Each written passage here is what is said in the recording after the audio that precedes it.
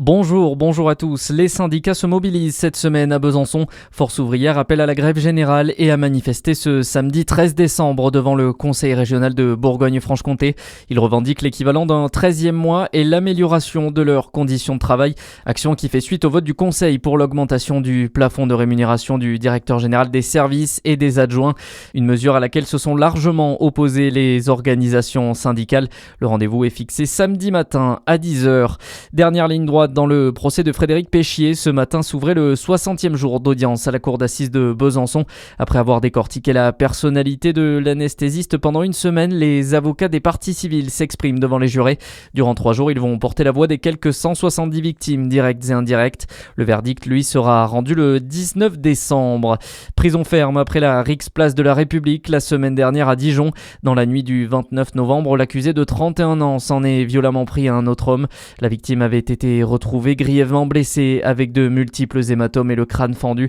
Jugé en comparution immédiate, l'homme a écopé d'une peine de 30 mois de prison assortie d'un sursis probatoire de 6 mois et d'un mandat de dépôt.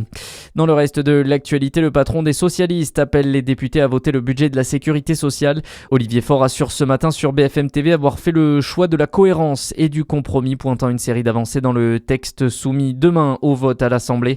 Son adoption n'est pas encore acquise alors que le groupe Horizon et les LR pourraient ne pas soutenir ce budget.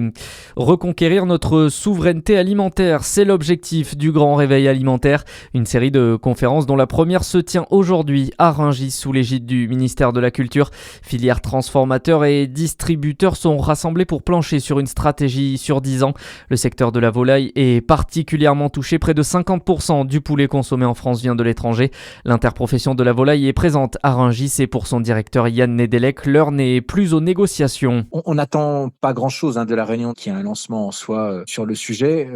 Il nous semble, au niveau de la filière volaille de chair, on a déjà terminé le travail. Nos attentes, nos constats, notre analyse, notre diagnostic, nos propositions, elles sont déjà dans les mains de l'État depuis plusieurs années. Donc il n'y a pas de raison de passer encore des jours et des jours à des groupes de travail ou autres. On jouera le jeu des groupes de travail, mais on estime qu'aujourd'hui, nous, on a réalisé le travail. Maintenant, il faut passer à l'action. Il ne faut pas qu'on s'éparpille, il ne faut pas qu'on perde de temps. Le travail est déjà terminé dans les filières. La balle est dans le camp de l'État et de ses missions auprès de l'Union européenne pour faire avancer les choses. Parmi les objectifs que souhaite atteindre l'ANVOL, la transparence avec les consommateurs, à travers notamment l'étiquetage obligatoire de l'origine sur tous les produits, même ceux transformés. Et puis, troisième et dernier match pour les handballeuses françaises ce soir dans le tour principal du mondial. Les Bleus invaincus affrontent les Pays-Bas à 20h30 ce soir. Elles sont déjà assurées de jouer les quarts de finale de ces championnats du monde. Ce sera mercredi. À suivre la météo en détail sur Fréquence Plus.